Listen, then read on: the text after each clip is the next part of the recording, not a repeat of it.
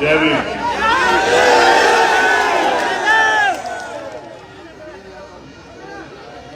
सर्वप्रथम तो यहाँ की केडी बगिया जो ये एक महत्वपूर्ण स्थल है, यहाँ की जो कमेटी जिन्होंने ये इतना महत्वपूर्ण प्रोग्राम रखा और मुझे भी अवसर दिया यहाँ बुलाने का, मुझे बुलाया यहाँ, आप लोगों को भी अवसर दिया कि हम लोग बात कर सकें।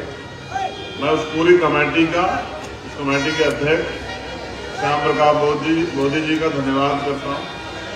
उसके साथ साथ इस मंच पर उपस्थित विभिन्न दल संगठन पार्टियों से जुड़े हुए सभी सम्मानित साथियों का भी मैं धन्यवाद करता हूं। मैं आपको बड़े बड़े भाषण देने के मूड में आज नहीं, मुझे आपसे कुछ जरूरी बातें करनी है और मैं उम्मीद करता हूं कि आप मेरी बात को गौर से सुनेंगे। सुनना इसलिए भी जरूरी है कि जब आप सुनेंगे तभी आप समझेंगे और जब आप समझ जाएंगे तभी आप आगे काम करेंगे। आज 13 अप्रैल हम यहाँ सब लोग बाबा साहब डॉक्टर भीमराव अम्बेडकर जी की जयंती का जो उत्सव उसे मनाने के लिए इकट्ठा हुए, लेकिन अगर आप इस पूरे महीने को देखोगे तो शायद आपको एहसास होगा कि इस पूरे महीने में महापुरुषों ने जन्म लिया, और अगर जन्म नहीं लिया तो उनकी शहादतें हुई हैं, उनको वो शहीद हुए, उनका परिनिर्वाण हुआ। तो अपनी बात को शुरू करते हुए करुणा के सागर तथागत गौतम बुद्ध, संत शिरोमणि सतगुरु रविदास जी महाराज, भगवान वाल्मीकि महाराज, गुरु नानक देव, संत कबीर, आप सभी गुरुओं संतों को नमन करते हुए परम पूजनीय विश्व रत्न डॉक्टर बाबा साहब भीमराव अम्बेडकर जी की 131वीं जयंती के उपलक्ष्य में रखा हुआ यह प्रोग्राम, साथियों, इसी महीने में राष्ट्रपिता ज्योतिबा फूले जो शिक्षा के क्रांति के अगर दूत हुए, जनक हुए, उनकी भी जयंती थी बाबा साहब अम्बेडकर से 3 दिन पहले 11 अप्रैल को। इसी महीने में सम्राट अशोक की भी जयंती थी। इसी महीने में आज आरक्षण के पिछड़े वर्ग के लोगों को आरक्षण मिले, इसके जो जनक, जिनको जो मंडल कमीशन के आयोग, मंडल आयोग के जो अध्यक्ष थे बीपी मंडल जी की आज जो है परिनिर्वाण दिवस भी। उसके साथ साथ भारत में आज के दिन जलियांवाला बाग हत्याकांड भी हुआ था, इतने लोग शहीद हुए। अगर हम तिथियों में जाएंगे तो मुझे लगता है कि पूरी रात बीत जाएगी, मैं आपको गिनाता रहूंगा और आप लोग गिनते रहेंगे। लेकिन उससे भी आगे बढ़ के वर्तमान के जो हालात, उन हालात में चर्चा बहुत जरूरी है। हम लोग यहाँ इकट्ठे हुए, मैंने, हमारे साथियों ने बाबा साहब के चित्र पे माल्यार्पण किया, पुष्प चढ़ाए, हम लोगों ने अच्छे अच्छे भाषण दिए और हम लोग घर चले गए। इससे कुछ नहीं बदलेगा। हमें महापुरुषों के अगर विचारधारा पे जब तक हम लोग नहीं चलेंगे, महापुरुषों के रास्ते पे हम नहीं चलेंगे, तब तक उनकी जयंती मनाने का कोई मतलब नहीं बैठता। मैं तो धन्यवाद देता हूं आगरा के लोगों का। बाबा साहब तो आगरा की धरती पे रोए भी थे और यहां से पूरी दुनिया में रहने वाले अपने अनुयायियों को संदेश भी देके गए। लेकिन मैं भी पिछले 3 साल से इंतजार कर रहा था कि भीमनगरी जाने का मुझे मौका मिले, और इस बार मैंने आजाद समाज पार्टी उत्तर प्रदेश के प्रदेश अध्यक्ष भाई सुनील चित्तौड़ जी से कहा कि चाहे 1 दिन, 2 दिन, 4 दिन, 6 दिन, कितने दिन लग जाए भीमनगरी में, मैं इस बार सारे काम छोड़ के भीमनगरी रहूंगा, आगरा ही रहूंगा। साथियों, मैं देखना चाहता कि पूरी भारत में इसकी चर्चा है कि आगरा में भीमनगरी का प्रोग्राम होता है और भीमनगरी के जो अवसर है उत्सव का इतना बड़ा प्रोग्राम होता है, इतने लोग इकट्ठा होते हैं। मैं तो जानता हूं कि आगरा आपकी राजधानी, लेकिन फिर भी हर व्यक्ति के दिल में एक इच्छा होती है कि भाई वो भी, उसको भी मौका मिले। मुझे आपने मौका दिया, फिर से मैं धन्यवाद करता हूं। लेकिन मैं आपको कुछ बताना भी चाहता हूं, हालात बहुत अच्छे नहीं। बाबा साहब अंबेडकर ने, नौजवान साथी मेरी बात पे गौर करें, बाबा साहब अंबेडकर ने कहा कि मुझे मूर्तियों में खोजने की जरूरत नहीं है, मैं किताबों में हूं, किताबों को पढ़िए, ज्ञान लीजिए।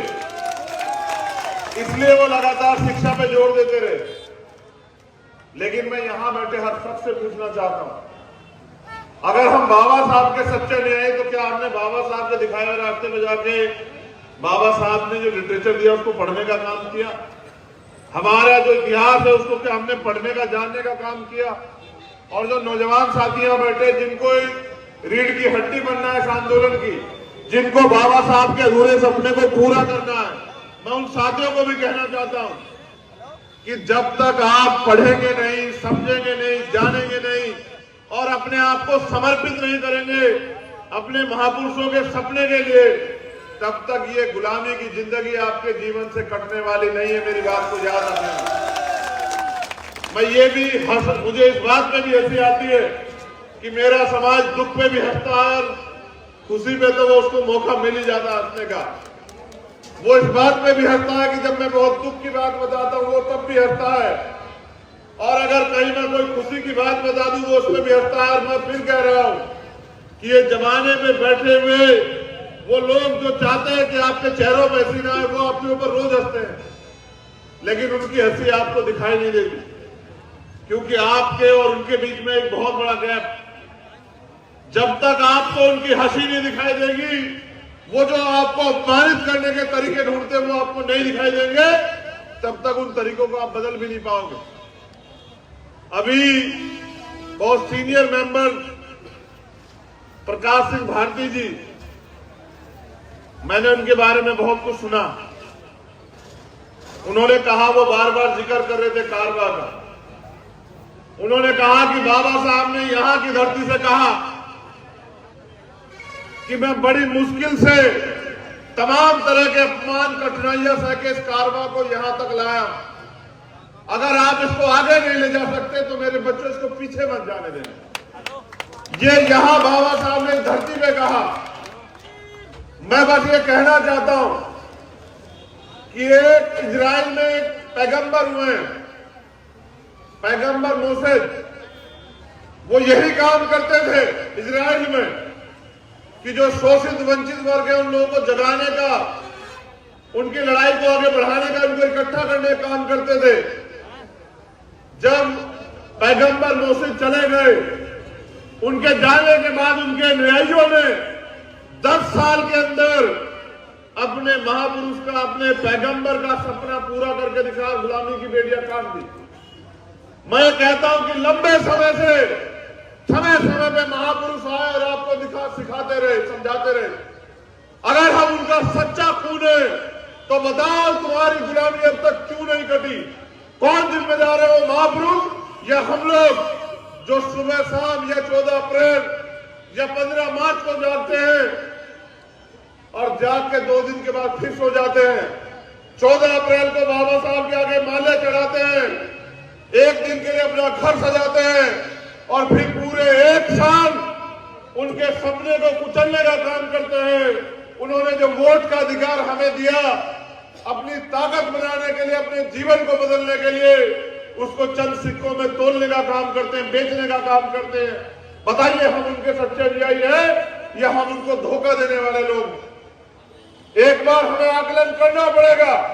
मैं एक कहानी आपके सामने रख रहा हूं और पुराने लोग जो मिशन से जुड़े हुए रहे वो इस कहानी को जानते हैं। हमारे रहबर मान्यवर साहब श्री काशीराम इस कहानी को कैडर में बताया करते थे।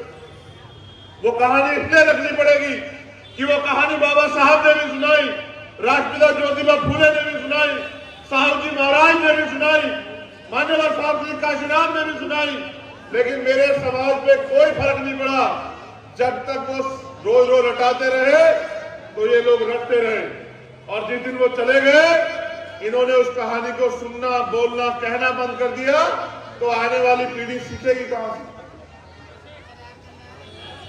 ये कहानी आपको सीख देगी और ये कहानी आपको एहसास कराएगी कि मैं भाषण नहीं, अपना दर्द आपसे बयां करने के लिए आया हूं। कि अगर आपको हाथम में अन्याय पे आपको दर्द नहीं होता है तो फिर आपको समाज की बात करने का कोई अधिकार नहीं है। मैं गया था अभी पाली, राजस्थान में, आप सब लोगों ने देखा होगा, और जो मैंने राजस्थान में जाके देखा, मेरे शरीर का कोई हिस्सा ऐसा नहीं जो दर्द से चिल्ला ना रहा हो। जब मैंने जितेंद्र मेघवाल के परिवार से अपनी 4 बहनों को सुना, उन्होंने मुझसे क्या कहा मैं आपसे बयां कर रहा हूं। उन्होंने मुझसे कहा कि भाई इस गांव में हम राजपुरोहितों के घर के सामने से चप्पल पहन के नहीं जा सकते। अगर हम चप्पल पहन के जाते हैं तो उनके समाज के लोग हमें बेइज्जत करते हैं, हमें अपमानित करते हैं, तमाम तरह की अपमानित बातें कहते हैं। उन्होंने ये कहा कि आज भी हम अच्छे कपड़े पहन के वहां से नहीं गुजर सकते, मोटरसाइकिल पे बैठ के नहीं गुजर सकते, आज भी हम मूछे नहीं रख सकते, आज भी हम घोड़ी पे चढ़ के नहीं जा सकते। तो मैं आगरा में खड़े होकर कहूं कि हम बहुत ताकतवर हैं, तो ये मजाक है। क्योंकि जितेंद्र मेघवाल का परिवार भी मेरा है, और ये जो परिवार यहाँ बैठा ये भी मेरा है, जो इस मंच पे बैठा ये भी मेरा है। और अगर पूरे देश के किसी कोने में, अगर कोई गरीब है, शोषित है, सताया गया है, उसके अधिकार छीने गए हैं, तो मुझे मेरे बाबा साहब अम्बेडकर ये सिखा के गए कि अन्याय करने वाले से अन्याय सहने वाला ज्यादा दोषी होता है। मैंने जब उन 4 बहनों को सुना, मेरा कलेजा ठंडी हो गया, और मैंने ये वादा किया वहां कि 1 साल के अंदर राजस्थान से इस अन्याय को हम लोग, इस गुलामी को काट देंगे, चाहे हमें कितनी मेहनत करनी पड़े। मैं इस बात की गहराई को यहां समझता हूं। वो जो कहानी मैं आपसे बताने वाला हूं, उस कहानी पे गौर करना, specially Bhim army Azad Samaj party जुड़े लोग गौर करना कि मिशन जो है वो चापलूसी से नहीं चलता है, मिशन कुर्बानी से चलता है, मिशन त्याग से चलता है, मिशन बलिदान से चलता है, मिशन समर्पण से चलता है, मिशन हाथ पकड़ने से चलता है, और मिशन समाज को देने के लिए होता है, ना कि समाज को लूटने के लिए। एक जंगल था, एक जंगल जो बहुत हरा भरा था, तमाम तरह के जानवर उसमें रहते थे। उसके अंदर एक झील थी, बड़ी अच्छी झील, मीठे पानी की झील। हम तो वो लोग हैं जिनको पानी पीने का अधिकार भी जो है वो लड़ने से मिला, उसके लिए भी लाठियां खानी पड़ी। आज तो बिस्लेरी का पानी दिया आपने मुझे यहाँ पीने का, लेकिन हमारे रहबरों ने इसके लिए भी लड़ाई लड़ी। तो उस झील में पूरे जंगल के जानवर आके पानी पीते थे। एक दिन ऐसा आया कि सूखा पड़ने लगा, धीरे धीरे जंगल सूखने लगा। जब जंगल सूखने लगा तो झील भी धीरे धीरे सूखने लगी, और फिर एक दिन आया कि पूरी झील सूख गई, पूरा जंगल सूख गया। उस जंगल में रहने वाले जानवर इकट्ठा हुए। जब इकट्ठा हुए तो उनमें चर्चा हुई। कुछ लोगों ने सुझाव दिया कि भाई अब इस जंगल को छोड़ देना चाहिए। कुछ लोगों ने सुझाव दिया कुछ दिन इंतजार कर लेना चाहिए। कुछ लोगों ने सुझाव दिया कि भाई हमारा जंगल से क्या लेना देना, हमें तो अपने जीवन की परवाह करनी है, तो हम इस जंगल से कहीं निकल जाते हैं। पता नहीं कब बारिश आएगी, कब ये जंगल हरा भरा होगा, कब झील भरेगी। उसी जंगल में एक तोता भी था, तोते का भी नंबर आया। तोते ने कहा कि भाई मैदान छोड़ने से काम नहीं चलेगा, मैदान छोड़ने से काम नहीं चलेगा, हमें कोई ना कोई तरकीब निकाल के अपने जीवन को सुरक्षित करने का और इस जंगल को हरा भरा करने का तरीका ढूंढना पड़ेगा। सब लोगों में चर्चा हुई कि उस जंगल में ही एक पवित्र जगह थी। जैसे ये आगरा की धरती है ना, ये टेढ़ी बगिया जो एक पवित्र जगह है, ये जो अम्बेडकर पार्क या वो जो जगह, वो जो जहां बुद्ध विहार है, जहां बाबा साहब अम्बेडकर खुद आए थे, जहां उनकी अस्थियां रखी हुई है, चक्की पाट वाला जो है, ऐसी एक पवित्र जगह थी। तो पूरे जंगल के जानवर इकट्ठा हुए और उस पवित्र जगह पे चले गए और वहां जाके उस पवित्र जगह से उसके आसपास बैठ के चर्चा करने लगे कि जंगल हरा भरा कैसे। जब चर्चा करने लगे और कई दिन बीत गए तो उस पवित्र जगह से एक आवाज आई और उस आवाज से जो आवाज थी उसने कुछ कहा और उस आवाज ने कहा कि जंगल हरा भरा हो जाएगा, झील भी भर जाएगी, लेकिन उसके लिए इस दीवार के पिछली तरफ कुछ गुलाब के सफेद फूल है, उनको आपको खून से लाल करना पड़ेगा। मेरी बात पे गौर करना, जंगल हरा भरा हो जाएगा, झील भी भर जाएगी, लेकिन इस दीवार के पिछली तरफ कुछ सफेद फूल है जिनको आपको अपने खून से लाल करना। अब चर्चा शुरू हुई, किसी ने कहा अगर खून भी दे दिया ना जंगल हरा भरा हुआ तो, किसी ने कहा कि भाई कौन देगा खून, हमें तो वैसे ही अपनी जान बचानी भारी हो, तो इधर खून भी दे दिया तो। कई लोगों ने अपने अपने विचार रखे। तोते का नंबर आया, तोते ने कहा भाई एक काम करते हैं, एक एक बूंद खून की सब लोग देते हैं, ना किसी की जान जाएगी और ये सबके खून से ये फूल भी लाल हो जाएंगे। तोते की बात को सब लोगों ने नकार दिया और सब लोगों ने तय किया कि हम जंगल छोड़ के जाएंगे, किसी और जंगल में जाएंगे। सब लोग जंगल छोड़ के जंगल से बाहर चले गए और जैसे ही वो जंगल से बाहर निकले उन्होंने देखा कि बारिश शुरू हो गई। बारिश शुरू हुई, पूरा जंगल हरा भरा हुआ और झील भी भर गई। सभी जानवरों में चर्चा बन गई कि यार देखना कोई हम में से कम तो नहीं है। जब गिनती हुई तो तोता कम निकला। सारे जानवर इकट्ठे होकर उस जगह की तरफ दौड़ पड़े, ये देखने के लिए कहीं फूल लाल तो नहीं हो गए।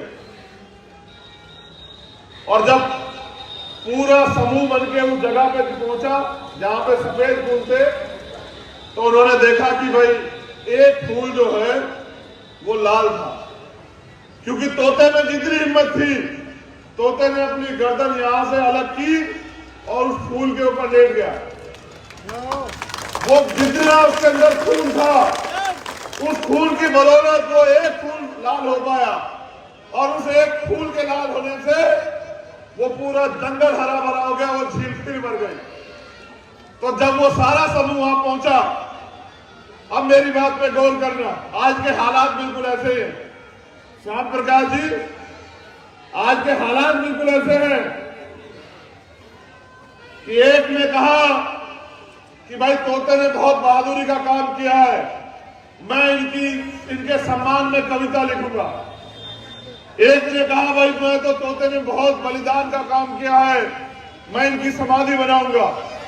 तीसरे ने कहा भाई तोते ने बहुत बड़ा काम किया है, मैं इनकी मूर्ति लगाऊंगा। एक कहने लगा कि भाई तोते का बलिदान भूला नहीं जा सकता, मैं भंडारा कराया करूंगा। एक ने कहा ये तारीख याद रहेगी, हम इस तोते की जो है परिनिर्वाण दिवस बनाया करेंगे। और सबके सब जो है अपनी बात को इस तरह कहते गए। मैं इस कहानी के सार पे आता हूं। अगर आप ये सोचते हैं कि बिना करे कुछ मिल जाएगा, बिना त्याग करे बलिदान के संघर्ष के कुछ मिल जाएगा, तो ये बस आपकी काल्पनिक सोच है। इतिहास गवाह है, हमने हर चीज लड़ के लिए है और हमारा हौसला पहाड़ से भी ज्यादा बुलंद है, हमारा हौसला समुद्र से भी ज्यादा गहरा है। आप 14 अप्रैल को मूर्ति पे माला चढ़ाने से अच्छा अगर महापुरुषों के दिखाए रास्ते पे चलोगे। तोते पहले भी आए, राष्ट्रपिता ज्योतिबा फूले के रूप में, साहू जी महाराज के रूप में, बाबा साहब अम्बेडकर के रूप में, मान्यवर साहब काशीराम के रूप में, लेकिन हमारे समाज के लोग तोते की बात नहीं मानते। वो तो तोते की मौत का इंतजार करते हैं। मैं आपको पूरी ईमानदार से कह रहा हूं, अभी हमारे सीनियर साथी हैं, मैं तो बहुत छोटा उम्र में आपसे, मैं बहुत छोटा हूं आपसे उम्र में, लेकिन मेरे इरादे बाबा साहब अम्बेडकर के सपने को पूरा करने के लिए आरएसएस और खालसा से भी ज्यादा बुलंद है।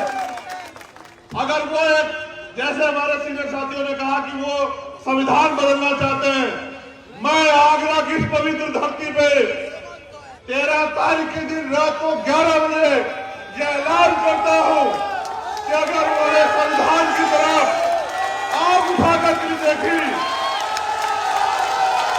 इसके परिणाम आरएसएस और भाजपा के लिए इतने हानिकारक होंगे कि दुनिया के इतिहास में कभी ऐसे हानिकारक परिणाम नहीं होंगे।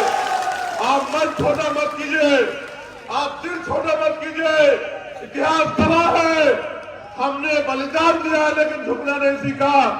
आरएसएस और भाजपा के इस सपने को भी जमींदोज करेंगे और बाबा साहब अम्बेडकर के सपने को भी पूरा करेंगे। इस देश में दोबारा से मूल निवासियों का, बहुजनों का राज आएगा और उसके लिए जो कीमत चुकानी पड़ेगी, जो बलिदान देना पड़ेगा, उसके लिए हम तैयार। मैं फिर कह रहा हूं, जोश के साथ होश की भी जरूरत है। साथियों, तोता फिर आज आपसे कुछ कह रहा है। लड़ाई सेवक से शासक बनने की जंग है ये, और मैं आपसे ताकत मांगने के लिए आया हूं। अगर आप मुझे मौका नहीं देखेंगे तो मेरा हुनर कैसे देखेंगे? अगर आप मुझे अवसर नहीं देखेंगे तो मुझे लड़ता हुआ कैसे देखेंगे?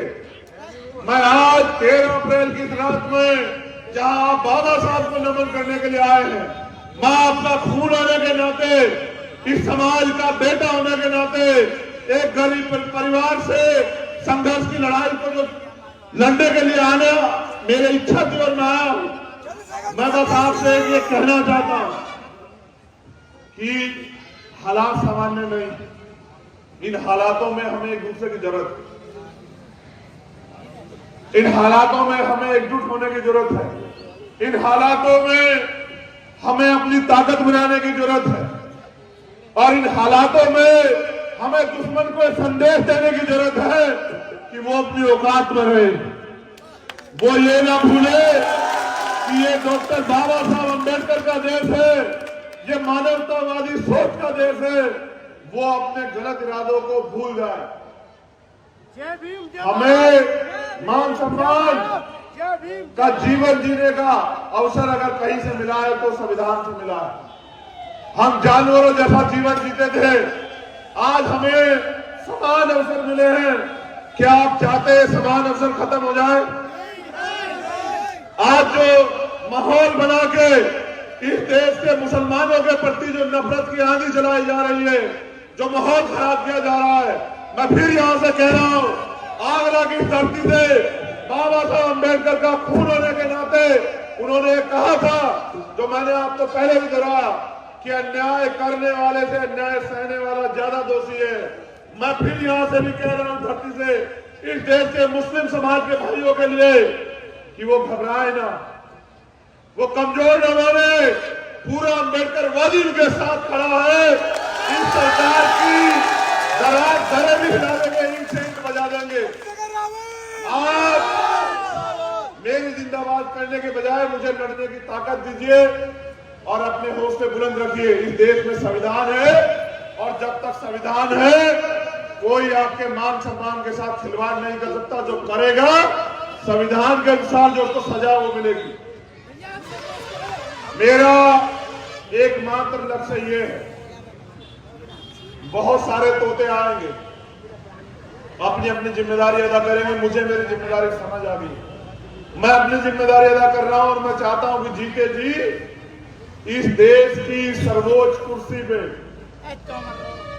जो दिल्ली में रखी हुई है, जो सपना था बाबा साहब अम्बेडकर और माननीय साहब काशीराम साहब का, वो जो अधूरा, मैं एक बार अपने जीवन में जीते जी इस दिल्ली की गद्दी पे बाबा साहब अम्बेडकर के अनुयायियों को देखना चाहता हूं। मैं यही बताने के लिए आपको यहां आया। मैं जीती जिंदगी खुली आंखों से जो सपना हमने देखा है कि बाबा साहब ने जो रोते हुए कहा था आगरा में कि मुझे मेरे पढ़े लिखे लोगों ने धोखा दिया, मैं बाबा साहब का जो अधूरा सपना है आप सबके सामने इस बात की गवाही दे रहा हूं कि उस सपने को पूरा करने के लिए अपने लहू का एक कतरा जो है इस आंदोलन में समर्पित करने के लिए तैयार हूं। और मुझे कोई फर्क नहीं पड़ता, मैं फिर कह रहा हूं मुझे कोई फर्क नहीं पड़ता कि लड़ाई कितनी लंबी हो और कितनी कठिन हो, कोई फर्क नहीं पड़ता, क्योंकि हमारा एकमात्र सपना यही है कि बहुत दिन हो गए इन शोषितों को आंसू बहाते, इन शोषितों को रोते चिल्लाते, लेकिन इनके आंसू किसी ने नहीं पूछे। अब इन शोषितों को अपनी लड़ाई को मजबूत करने के लिए खड़ा होना पड़ेगा, अब इनको जिम्मेदार बनना पड़ेगा, अब इनको ताकतवर बनना पड़ेगा, अब इनको अपने इस देश की बागडोर अपने हाथ में लेनी पड़ेगी, तब जाकर इस देश में भाईचारा कायम होगा। तो बहुत बहुत धन्यवाद दोबारा से सम्मानित साथियों का, भीम आर्मी आजाद समाज पार्टी के पदाधिकारियों साथियों का, यहाँ की सभा के जो आज के अध्यक्ष हैं उनका, यहाँ उपस्थित हमारी तमाम बहनों का, माताओं का, बच्चियों का, नौजवान साथियों का धन्यवाद करता हूँ और आपसे अपील करता हूँ कि समय बहुत कम है, थोड़ा जोर लगा दो, कुछ को मैं जगाता हूँ, कुछ को आप जगा दो। बहुत बहुत धन्यवाद। जय भीम, जय भारत, जय मंडल, जय संविधान। और 14 अप्रैल की बाबा साहब अम्बेडकर जी की जयंती की आप सब लोगों को बहुत बहुत बधाई, आप सबका मंगल हो। बहुत बहुत धन्यवाद।